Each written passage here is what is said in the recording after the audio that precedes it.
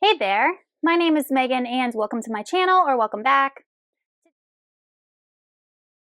Today I'm going to be doing a book review for The Giver by Lois Lowry.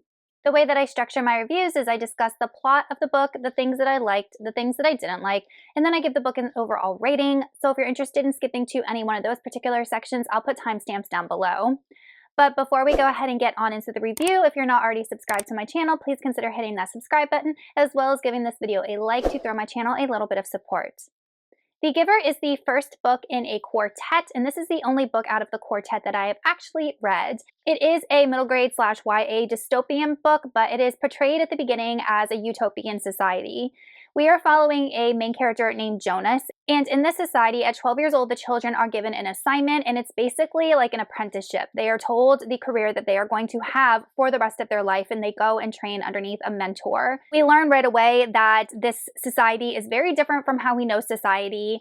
The families are constructed families, meaning that the elders of this community choose who will marry whom, so the wives and husbands are placed together based on compatibility, not love, not choice, and the children are not birthed by their biological parents. They have birth mothers that have 3 babies before moving on to manual labor, and those children are adopted out to the families.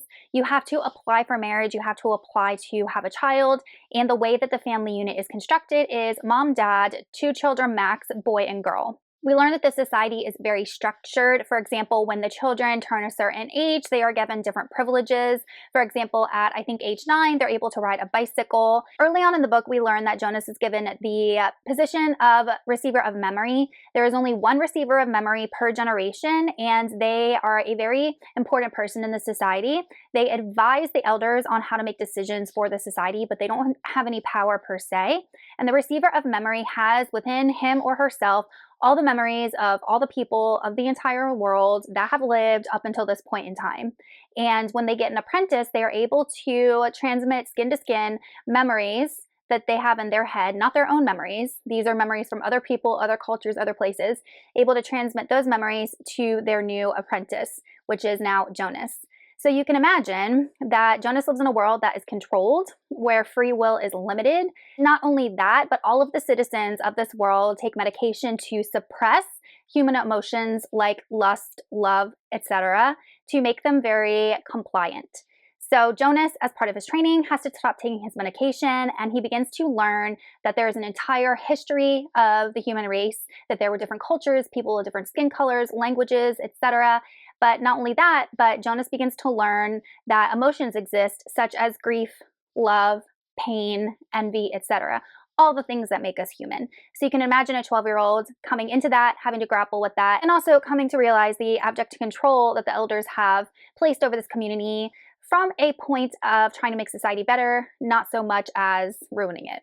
I really like the themes in this book, and I really like the themes that surround that of memory. So Jonas learns quickly that memories and experience contribute a lot to personal growth as well as identity. Experience helps us become well-rounded people to make better decisions. Why the leaders of this community seek out the receiver of memories help, because they don't have this experience, they don't have these memories. They need his expertise whenever they're about to make a big decision. I also really like how the elders were coming from a place of trying to make society better. And if you think about it, there were parts of the society that were better. Everybody worked. There was no violence. There were family units that were constructed that were supportive and positive and help children to grow into functional, successful adults. There was no food shortages. There is climate control, so there's no adverse weather. So there are a lot of good things about this society, but in order to achieve those good things, the elders had to strip away a lot of our freedoms and a lot of the things that make us human. So what are we willing to sacrifice in order to achieve an utopian society, I think is one of the questions that the author tried to pose, and is it worth it?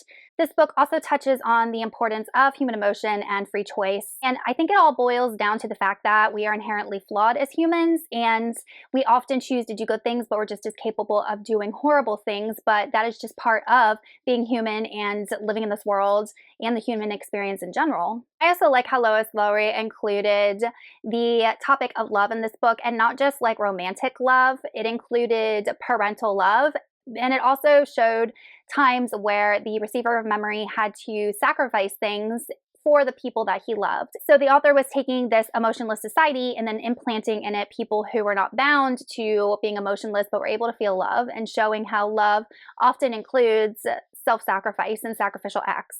And then I really loved the symbolism of the apple. The first thing that Jonas was able to see, and what I mean by that is, in this book, the receiver of memory is able to see color. In this world, even color has been stripped away, and those who have the power to be a receiver of memory can see in color. And it kind of starts to develop around, you know, their 12th birthday. And the first thing that Jonas sees in color is an apple. So if you really like look at the symbolism of the apple, think of like the forbidden fruit in the Garden of Eden, which was what tempted Eve to open her eyes to the knowledge of good and evil. So I really liked the parallels that Lois Lowry drew with the apple, and then also just the general symbolism of knowledge, the general symbolism of loss of innocence and awakening. As for the things that I didn't like, I do feel like this book is a little bit slow. If you've ever watched the movie version of this, which I think was put out in 2013, there is so much action that is added to the end of this book, and I honestly think this book would have benefited a little bit from some action scenes, because it is geared towards a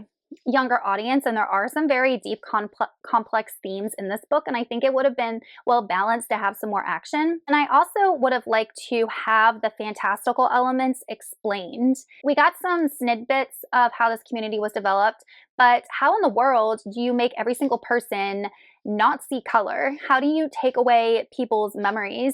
How do you have this community that is separated from the other parts of the world and climate control it? Like, it's not under a dome or anything. So there were just parts of the story that left me wanting with regards to world building. Especially, there was no explanation for how the giver was transmitting memory to the new receiver of memory. So Jonas, it's just like you touch each other and you get all these memories. Like, how did the original receiver of memory get the memories? You know, that part was never explained. So it's one of those things where you just kind of have to accept that this is part of the world, part of the story, and go from there. But I really would have liked some explanation. Maybe the books in the rest of the series might delve into how that happened. That'd be really cool if they did. But in book one, they definitely don't. All in all, I think The Giver is a book that everyone could benefit from reading. I think that the themes and ideas that it explored are very relatable, no matter your background or where you come from. And I think that it is well-deserved being called a modern-day classic. I gave The Giver 4 out of 5 stars. Okay, you guys, that is it for my review of The Giver by Lois Lowry. Let me know in the comments if you read this book and what you thought of it, or if you've read any other of the books in this series, because I would like to continue it at some point. Thank you so much for watching, and I will see you all in another video soon. Goodbye!